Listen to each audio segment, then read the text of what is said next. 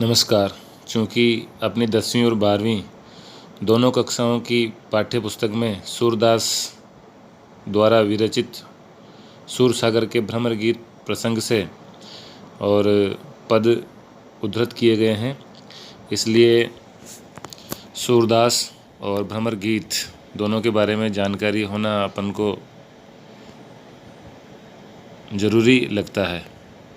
इसलिए इस वीडियो के माध्यम से सूरदास एवं भ्रमर गीत के बारे में एक सूक्ष्म जानकारी मैं आपके सामने प्रस्तुत कर रहा हूं, ताकि अपन सूरदास के पदों को और अच्छी तरीके से समझ सकें और प्रसंग को अपने ध्यान में रखते हुए इन पदों के अर्थ को, भाव को समझना अपने लिए आसान होगा। तो आइए बात करते हैं महाकवि सूरदास के बारे में।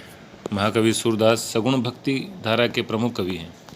सूरदास के जन्म स्थान एवं समय के बारे में विद्वानों में मतभेद है।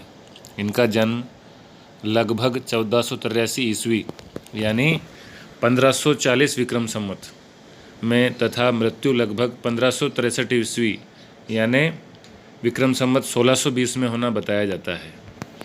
इनका जन्म स्थान आगरा के पास रुनकता गांव माना जाता है और कुछ विद्वान इनका जन्म स्थान दिल्ली के निकट सिही गांव भी मानते हैं। इनके अंधे होने के संबंध में भी विद्वानों में मतभेद है।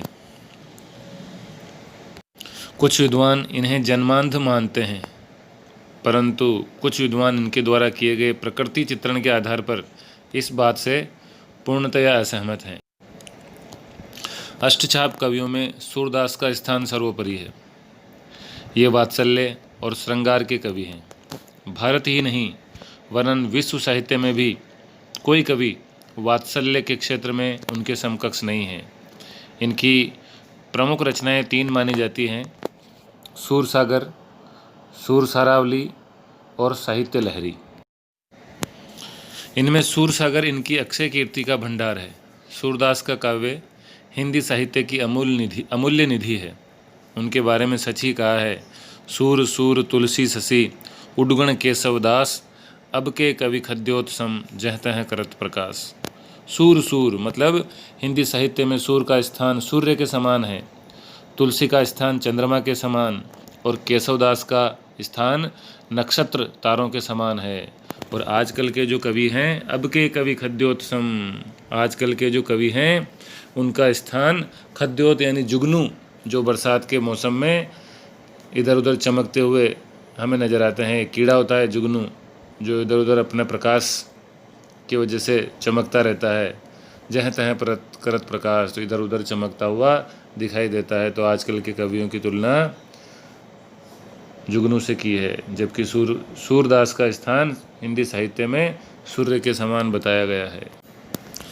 अब आते हैं भ्रमर गीत पर। भ्रमर गीत प्रसंग महाकवि सूरदास द्वारा विरचित रचना सूरसागर का एक अंश है, जिसमें गोपियों और उद्धव जी के बीच का संवाद है।